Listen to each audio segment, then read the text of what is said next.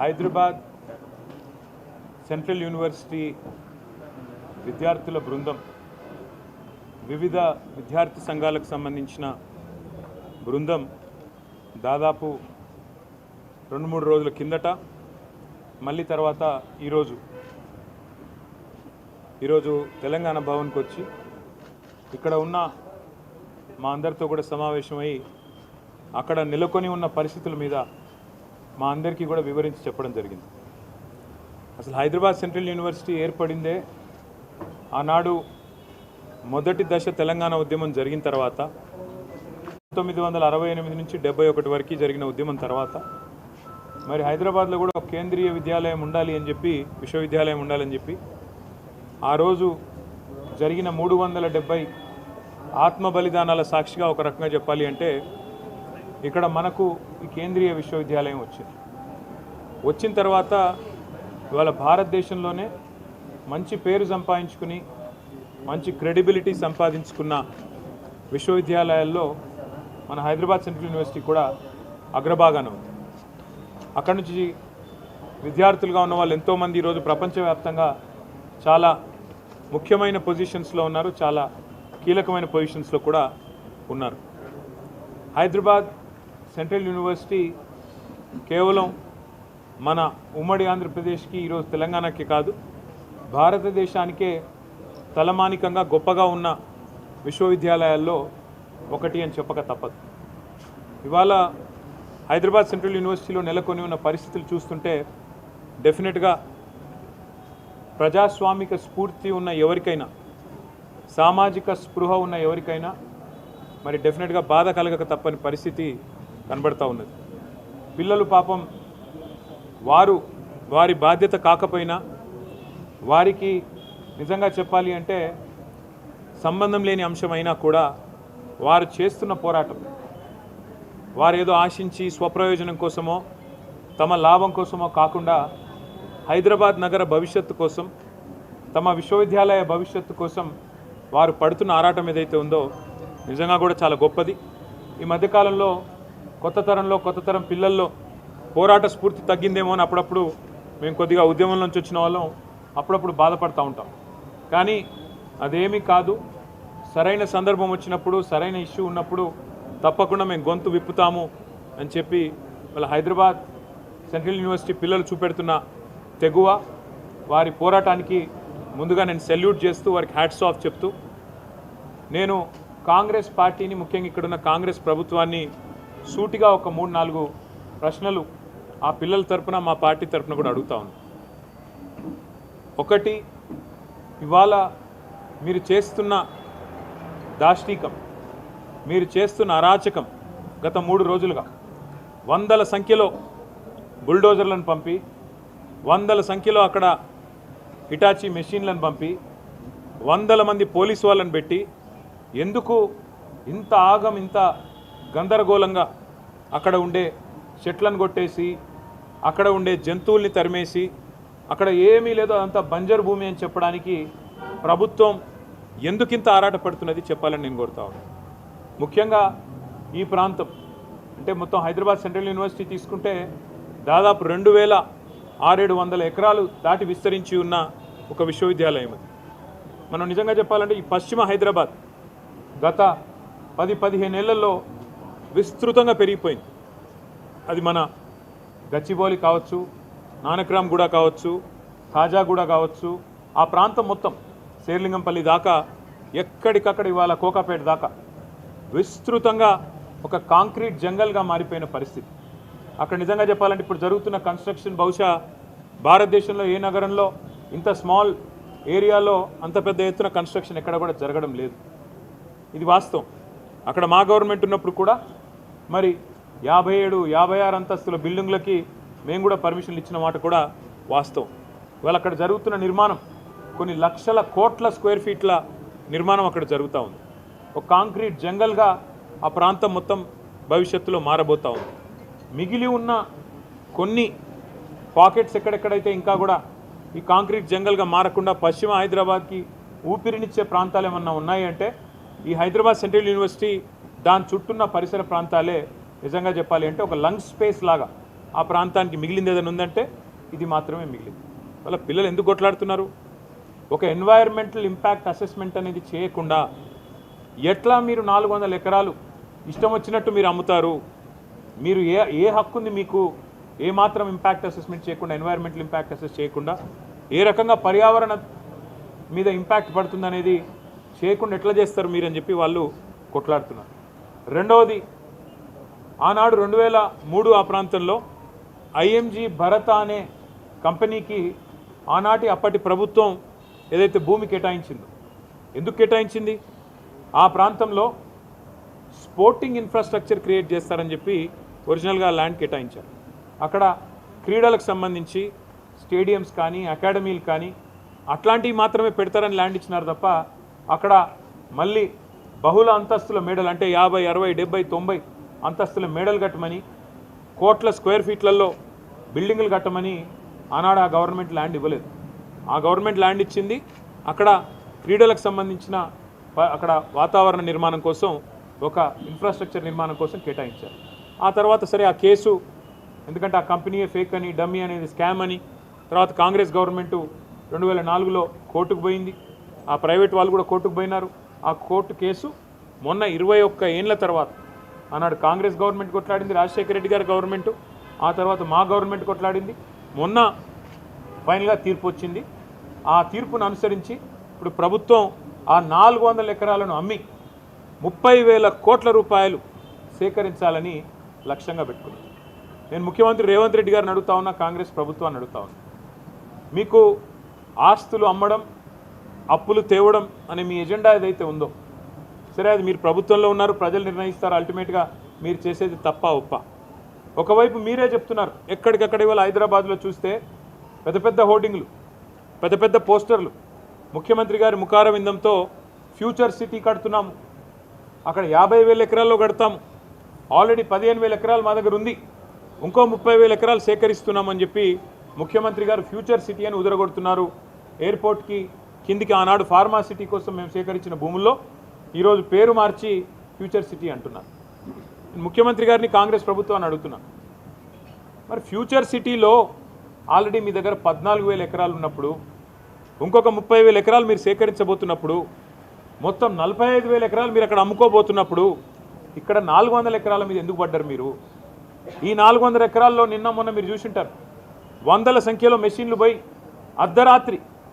నేను అడుగుతా ఉన్నా, మీరు ఒకటి ఆలోచన చేయండి, శుక్రవారం, శనివారం, ఆదివారం, ఈరోజు సోమవారం రంజాన్, ప్రభుత్వానికి తెలిసి 4 రోజులు కోర్టుకు సెలవులని, అందుకే ఇబ్బడి ముబ్బడిగా మెషిన్లను పంపి వందల సంఖ్యలో పోలీసు వాళ్ళను పెట్టి అడ్డం వచ్చిన పిల్లలను ఇష్టం వచ్చినట్టు కొట్టి, వాళ్ళను ఆడపిల్లలను చూడకుండా బట్టలు చింపి ఒక దుశ్శాసన పర్వానికి తెరదీసి ఇంత అరాచకం ఏదైతే రేవంత్ రెడ్డి ప్రభుత్వం చేస్తున్నదో, మరి అక్కడ పక్షులు, అక్కడ నెమళ్ళు కేకలు పెడుతున్నాయి, గొంతు చించుకుంటున్నాయి, మాకు జరుగుతున్న ఈ అన్యాయం మీకు కనబడతలేదా, వినబడతలేదా అని చెప్పి రోధిస్తున్నాయి, ఏడుస్తున్నాయి.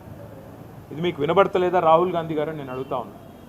పర్యావరణ ప్రేమికులు, దేశ స్థాయిలో రాష్ట్ర స్థాయిలో ఉన్నవాళ్ళు, మేధావులు మౌనంగా ఎందుకున్నారని మేము అడుగుతున్నాం, పిల్లలు అడుగుతున్నారు. మీకేం కనబడట్లేదా? ఫ్యూచర్ సిటీలో 45,000 ఎకరాలు మీరు సేకరించి అమ్ముకుంటానని ఓపెన్గా బడ్జెట్లో చెప్తున్నారు, బయట చెప్తున్నారు. మరి 400 ఎకరాలు వదిలేస్తే మీకు పోయేదేముంది, వచ్చిన నష్టం ఏముంది? పశ్చిమ హైదరాబాద్ భవిష్యత్తులో ఢిల్లీలాగా ఎయిర్ క్వాలిటీ దెబ్బతిని ఊపిరి పీల్చుకోవడమే కష్టమయ్యే ప్రమాదం ఉండే అవకాశం ఉంది. మీరు ఈ 2,400, 2,500 ఎకరాలు ఇట్లే ఉండనిస్తే సెంట్రల్ యూనివర్సిటీ కింద అది బ్రహ్మాండంగా మరి మనకి ఇక్కడ లంచ్ స్పేస్ లాగా కూడా ఉపయోగపడుతుంది, ఒక విశ్వవిద్యాలయానికి కూడా ఉపయోగపడే అవకాశం ఉంది. రాహుల్ గాంధీ గారు ఇవాళ జాతీయ స్థాయిలో ప్రతిపక్ష నాయకుడు, వారిని కూడా నేను అడుగుతా ఉన్నా. హైకోర్టులో ఆల్రెడీ పిల్లు పడ్డది, ఒక ఎన్జిఓ వాళ్ళు వేసినారు, ఇది పర్యావరణ సమతుల్యత దెబ్బతీస్తుంది అని. ఆ పిల్లు రాకముందే నీ ప్రభుత్వం ఇంత ఆగమాగం చేస్తుంటే, పిల్లల్ని ఇష్టం వచ్చినట్టు కొడుతుంటే, గతంలో ఇదే రాహుల్ గాంధీ గారు హైదరాబాద్ సెంట్రల్ యూనివర్సిటీకి ఆనాడు 2 సార్లు వచ్చినారు ఒకటే నెలలో. రోహిత్ వేములా గారు చనిపోయినప్పుడు 2 సార్లు వచ్చినారు ఒకటే నెలలో. కానీ ఇటువైపు ఇప్పుడు కనీసం తిరిగి కూడా చూడట్లేదు, కనీసం ఒక మాట కూడా ముఖ్యమంత్రి గారికి చెప్పాలన్న ఆలోచన కూడా రాహుల్ గాంధీ గారికి వస్తలేదు. ఇదే రాహుల్ గాంధీ గారు బొంబాయి మహానగరంలో ఆర్ఏ ఫారెస్ట్లో 800 ఎకరాల్లో 2500 చెట్లు కొట్టేస్తారంట అంటే అక్కడ మెట్రో నిర్మాణం కోసం అక్కడ ఒకటి షెడ్ కడతారంట అంటే ఇదే రాహుల్ గాంధీ గారు హడావుడి చేసినారు. అయ్యో ముంబైలో లంగ్ స్పేస్ లేకుండా పోతుంది, ముంబైలో పర్యావరణ సమతుల్యత దెబ్బతింటుంది, ఇన్ని 100 ఎకరాలు పోతే ఎట్లా కాంక్రీట్ జంగల్గా ముంబై మారిపోయింది అన్నారు. మరి ఇవాళ హైదరాబాద్, పశ్చిమ హైదరాబాద్ ఏమైపోయినా పర్వాలేదా? కేవలం మీ కాంగ్రెస్ ప్రభుత్వానికి డబ్బులు రావడానికి, వేల కోట్ల రూపాయలు సంపాదించుకోవడానికి, పిల్లల భవిష్యత్తు, హైదరాబాద్ భవిష్యత్తు నాశనమైనా పర్వాలేదా? ఉన్న కొద్ది లంగ్ స్పేసెస్ని ఇష్టం వచ్చినట్టు అమ్ముతారా? ఇది మీకు సమ్మతమైన రాహుల్ గాంధీ గారు? ఒక ఆర్ఏ ఫారెస్టే కాదు, ఇదే రాహుల్ గాంధీ గారు ఛత్తీస్గఢ్లో హస్దియో అనే ఫారెస్ట్ ఉంది, HASDEO. ఆ ఫారెస్ట్ని అక్కడున్న బీజేపీ ప్రభుత్వం అక్కడ మైనింగ్కి అవకాశం ఇస్తే ఇదే రాహుల్ గాంధీ గారు గొంతు చించుకున్నారు. పర్యావరణం దెబ్బతింటుంది, అర్జెంటుగా కాపాడాలా, దీన్ని రద్దు చేయాలని మాట్లాడినారు. మళ్ళీ ఇవాళ కాంగ్రెస్ పార్టీ గొంతు ఎందుకు పెగలట్లేదు? నేను ఈ పిల్లలందరికీ ఒక మాట ఇచ్చాను, ఖచ్చితంగా మా పార్లమెంట్ సభ్యులు 4వ తారీఖు దాకా ఏదైతే పార్లమెంట్ సమావేశాలు జరుగుతూ ఉన్నాయో, రాజ్యసభలో మా పార్లమెంట్ సభ్యులు ఈ అంశాన్ని ఖచ్చితంగా లేవనెత్తుతాం, ఖచ్చితంగా వారిని మరి అడుగుతాం, కేంద్ర ప్రభుత్వాన్ని కూడా అడుగుతాం మీ స్టాండ్ ఏంది అని. ధర్మేంద్ర ప్రధాన్ గారిని అడుగుతాం, మీరు ఎందుకు జోక్యం చేసుకోవట్లేదని, కేంద్రం ఎందుకు పట్టించుకోవట్లేదని అడుగుతాం. కానీ ఇవాళ వాస్తవం ఏంది అంటే రేవంత్ రెడ్డి గారు ఎలక్షన్ ముందే చెప్పారు, రియల్ ఎస్టేట్ అంటే రేవంత్ రెడ్డి, రేవంత్ రెడ్డి అంటే రియల్ ఎస్టేట్ అని. ఫస్ట్లో మనమే అప్పుడు జాగ్రత్త పడి ఉండాలి. ఎలక్షన్లు అయిపోయిన కొత్తలో, ఎలక్షన్ కంటే ముందో ఆ రోజు వచ్చిండు, అక్కడ ఫుట్బాల్ ఆడిండు హెచ్సియూకి వచ్చిండు, ఫుట్బాల్ ఆడిండు, అప్పుడే కన్ను పడ్డది భూముల మీద.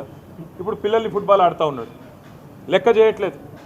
నా డబ్బుల కోసం, మా కమిషన్ల కోసం ఏదైనా సరే, పిల్లలు చచ్చినా సరే, ఏదేమైనా సరే, కానీ నేను వదిలిపెట్టను అన్నట్టుగా రేవంత్ రెడ్డి వ్యవహారం ఉన్నది. మరి నేను అడుగుతున్నా, మీకు బాధ్యత లేదా రాహుల్ గాంధీ గారు? మీ ముఖ్యమంత్రిని నియంత్రించాల్సిన బాధ్యత, ప్రజాస్వామికంగా ఉండాల్సిన బాధ్యత, ప్రజాపాలన అన్నప్పుడు అందులో కొద్దిగా ప్రజాస్వామిక స్ఫూర్తి ఉండాలనే ఇంగితం మీకు లేదా? ఇక్కడ నెమళ్ళ రోదన్లు, అక్కడ జింకలు పరిగెడుతున్న విధానం ఏం కనబడతలేదా మీకు? ధ్వంసం కాబోతున్న చెరువులు కనబడతలేవా? దెబ్బతినబోతున్న పర్యావరణం కనబడతలేదా? అక్కడ కొన్ని ఎగ్జాటిక్ స్పీషీస్ ఉన్నాయి, ఫ్లోరా ఫౌనా ఉంది అక్కడ పెద్ద ఎత్తున. ఇదంతా ధ్వంసమైపోతుంటే మీకు, మీ నాయకత్వానికి ఇదేం వినబట్టలేదా అని మేము అడుగుతూ ఉన్నాం. తప్పకుండా ఆ పిల్లలు ఏ రకంగా పోరాటం చేసినా వారికి అండగా నిలబడతాం. మొన్న ముఖ్యమంత్రి గారు అన్నారు అసెంబ్లీలో, హెచ్సియూలో గుంటనక్కలు ఉన్నాయట. హెచ్సియూలో అందుకే మేము పోవడం లేదు, మేము అక్కడ అడిగేందుకు పెట్టలేదంటే ఇట్లా పనికిమాలిన మాటలు మాట్లాడతారు. ఆ పిల్లల ఉద్యమాన్ని, దాని పవిత్రతను దెబ్బతీసే ప్రయత్నం చేస్తాడు ఈ ముఖ్యమంత్రి. ఆయన చిల్లర వ్యాఖ్యలతో ఆ పిల్లలు కొట్లాడుతున్న దానికి అపవిత్రతను ఆపాదించి ఇదేదో రాజకీయ దురుద్దేశాలతో జరుగుతున్న పోరాటం అని చెప్పి ఆ పిల్లల ఉద్యమాన్ని కూడా మలినం చేసే మూర్ఖుడు ఈ ముఖ్యమంత్రి. అందుకే మేము కొద్దిగా దూరంగానే ఉన్నాం. మాకు కూడా ఫోన్లు వస్తూ ఉన్నాయి, అన్న మీరు రండి, మీరు ట్విట్టర్లో పెడితే కాదు, మీరు కూడా రండి అంటున్నారు. కానీ మేము అక్కడ పోగానే ముఖ్యమంత్రి ఏమంటాడు, ఇగో ఇది బీఆర్ఎస్ వాళ్ళు చేయిస్తున్నారు, ఇదంతా మాకు తెలుసు ముదే, ఇదంతా వీళ్ళే అని ఇష్టం వచ్చినట్టు పిచ్చివాగుడంతా వాగుతాడు. అందుకే మేము సరైన వేదికల్లో ఈ అంశాన్ని ఎత్తుతాం. అటు పార్లమెంట్లో లేవనెత్తుతాం, అవసరమైతే ఇటు కోర్టులో కూడా మేము కూడా పోతాం, కోర్టుకి కూడా. ఏ రకంగా ప్రభుత్వం ఇష్టం వచ్చినట్టు పోతుంది, ఎన్వైరన్మెంటల్ ఇంపాక్ట్ అసెస్మెంట్ లేకుండా ఎందుకు చేస్తున్నది ఈ కార్యక్రమాలు అని అడుగుతాం. ప్రజాక్షేత్రంలో నిలదీస్తాం, ముఖ్యమంత్రి గారు చెప్పిన మాటలు గుర్తు చేస్తాం. ఇదే ముఖ్యమంత్రి కదా ఎన్నికలకు ముందు పిసిసి అధ్యక్షుడు ఏం చెప్పాడు, ప్రభుత్వ ఆస్తులు అమ్ముకుంటే భవిష్యత్ తరాలకు ఎట్లా శ్మశానాలకు కూడా జాగాలు ఉండవని చెప్పి ప్రవచనాలు చెప్పింది రేవంత్ రెడ్డి కాదా? మరి మర్చిపోయినావా? ఇవాళ ఇష్టం వచ్చినట్టు ఇవాళ భూములు అమ్ముతూ కాంక్రీట్ జంగల్గా మారిపోయిన పశ్చిమ హైదరాబాద్కున్న లంగ్ స్పేసెస్ని నాశనం చేయడం ఎలా ఎజెండాగా పెట్టుకున్నావా? అందుకే మేము పూర్తి స్థాయిలో ఈ పిల్లలకు సంఘీభావంగా నిలబడతాము, వారికి అవసరమైతే అన్ని రకాల సహాయ సహకారాలు అందిస్తాం. 2 పిల్లలు అరెస్ట్ చేసినారని, వారిని మరి కేసులు కూడా పెట్టినారని కూడా చెప్తున్నారు. వాటిని కూడా ధృవీకరించుకుంటాం, వాటిని కూడా విషయాన్ని కూడా తెలుసుకుంటాం. 2 పిల్లల్ని జైలుకు పంపించారని కూడా చెప్తా ఉన్నారు. చూద్దాం, అది కూడా విషయం తెలుసుకున్న తర్వాత దాని మీద కూడా ఏ రకంగా పిల్లలకు అండగా నిలబడాలో మేము చూస్తాము. అక్కడ జంతువులు కూడా మరి కొన్ని ప్రాణాలు పోతున్నాయని చెప్తున్నారు. ఎంతవరకు వాస్తవం మీడియా కూడా దయచేసి మీరు నిజ నిర్ధారణ కమిటీగా ఏర్పడి మీరు కూడా పోవాలా, దయచేసి రిక్వెస్ట్ చేస్తున్నాం. మీరు పోండి. ఇవాళ అక్కడ పిల్లల మీద ఆంక్షలు పెట్టినారు, గేట్ల కాడనే పోలీస్ క్యాంపులు పెట్టి భయపెడుతున్నారు వాళ్ళని. మీరు మీ హాస్టల్కి పోవడానికి వీల్లేదు, ఈస్ట్ బ్లాక్ పోవడానికి వీల్లేదు, ఎటు పడితే అటు క్యాంపస్లో తిరగడానికి వీల్లేదు అన్నట్టు యూనివర్సిటీలో కూడా ఎక్కడైతే నిజంగా చెప్పాలంటే వైస్ ఛాన్సలర్ గారి పర్మిషన్ ఉండాలి, పోలీస్ పర్మిషన్ కాదు, ప్రభుత్వ పర్మిషన్ కాదు, అది కేంద్రీయ విద్యాలయం. కేంద్రీయ విద్యాలయం మీద రాష్ట్ర ప్రభుత్వం అథారిటీ ఉండదు, అక్కడ పోలీస్కు ఎంట్రీ ఉండదు, వీసీ గారు పర్మిషన్ ఇస్తే తప్ప. అట్లాంటిది ఇవాళ వీసీ గారి పర్మిషన్ లేకుండా ఎక్కడికక్కడ పోలీస్ క్యాంపుల మాదిరిగా ఒక వాతావరణం వేసి పిల్లల్ని భయకంపితులు చేసే ప్రయత్నం కూడా రేవంత్ రెడ్డి ప్రభుత్వం చేస్తున్నది, కాంగ్రెస్ ప్రభుత్వం చేస్తున్నది. ఈ అప్రజాస్వామిక వైఖరిని ఖండిస్తూ నిన్న ఆడపిల్లల్ని కూడా బట్టలు చిరిగిపోయేదాకా కొట్టారు, ఈడ్చుకొని పోయినారు. చిన్న చిన్న పిల్లలు చూసిన వాడికి ఎవరికైనా మనసు ఉంటే మనసు కదిలిపోయే పరిస్థితి. ఇవాళ మంత్రివర్గంలో కూడా 2-3 హెచ్సియు విద్యార్థులు ఉన్నారు, పూర్వ విద్యార్థులు, శ్రీధర్ బాబు గారు, బట్టి విక్రమార్క గారు. వారికైనా మనసు ఎందుకు వస్తలేదో నాకు అర్థం కావట్లేదు. వారైనా రావచ్చు కదా, వచ్చి కనీసం పిల్లలతో మాట్లాడే ప్రయత్నం చేయాలి కదా. ఏమీ చేయకుండా ఏకపక్షంగా ఈ రకంగా నియంత్రిత పోకడలు మంచిది కాదు అని చెప్పి నేను వారికి కూడా చెబుతూ, మరి పిల్లలిద్దరూ రోహిత్ అదేవిధంగా ఎర్రం నవీన్ కుమార్ వీరిద్దరి వేర్ అబౌట్స్ ప్రభుత్వం వెంటనే చెప్పాలి. వారు జైలుకి పంపించారా లేకపోతే ఎక్కడన్నా దాచిపెట్టారా, ఆ పిల్లలు ఎక్కడున్నారు, వాళ్ళ మీద ఏం కేసు పెట్టినారు, ఎందుకు పెట్టినారు, వెంటనే బయట పెట్టాలని చెప్పి కూడా రాష్ట్ర డీజీపీ గారిని మేము డిమాండ్ చేస్తున్నాం. వాళ్ళ తల్లిదండ్రులు కూడా డెఫినెట్గా ఆందోళన పడతారు, వాళ్ళ పిల్లలు కూడా ఆందోళన చెందుతారు. మిగతా రాజకీయ పార్టీలు కూడా తమ వైఖరి చెప్పాలి.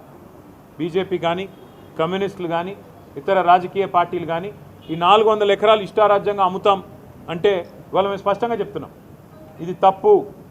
ఏ ఉద్దేశంతోనైతే ఆనాడు ప్రభుత్వాలు తీసుకున్న నిర్ణయం ఉందో దాన్ని పూర్తిగా తిరగదోడుతూ పూర్తి స్థాయిలో దాన్ని ఉల్టా చేస్తూ ఇష్టం వచ్చినట్టు ఎన్వైరన్మెంటల్ ఇంపాక్ట్ అసెస్మెంట్ లేకుండా ఆ ప్రాంత పర్యావరణ సమతుల్యత దెబ్బతింటుందా లేదా, భవిష్యత్తులో వచ్చే దుష్పరిణామాలు ఇవన్నిటి మీద అసెస్మెంట్ లేకుండా గుడ్డెద్దు చేన్లో పడ్డట్టు కేవలం పైసలు మాత్రమే కావాలా అని చెప్పి ఇవాళ రేవంత్ రెడ్డి ప్రభుత్వం చేస్తున్నది తప్పు అని కుండబద్దలు కొట్టినట్టు మేము చెప్తున్నాం. మరి మీరు కూడా మీ వైఖరి చెప్పాలని చెప్పి బీజేపీని ఇతర పార్టీలను కూడా మేము కోరుతా ఉన్నాం. ఆ పిల్లల పోరాటానికి మేము అండగా ఉంటామని కూడా చెబుతూ, మరి పిల్లలు ఎవరైనా మాట్లాడదలుచుకుంటే మాట్లాడాలని చెప్పి కూడా వారిని కూడా నేను కోరుతా ఉన్నాం.